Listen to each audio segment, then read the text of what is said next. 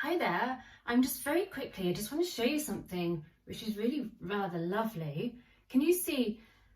Now this was a little doll dress which belonged to an old wooden doll which I'm just in the middle of doing up and renovating, and oh gosh, she's probably over about 30 years old, but the dress was really faded and I really wanted to dye it like a green or something like that, but I didn't want to open a whole big packet of dye just for a little dress, and I didn't have a little bottle.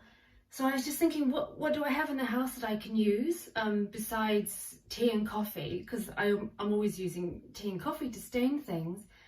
And then I thought, aha, I've got some turmeric, and voila, look at that. I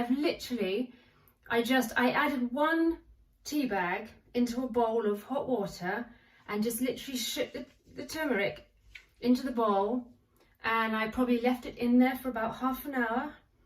Now, I wish I'd shown you the before picture. I didn't think it was going to come out so well, otherwise I would have done a before and after, but look at that. So if you are needing some dye and you don't mind it coming out a nice golden ochre yellow colour, just grab from the cupboard.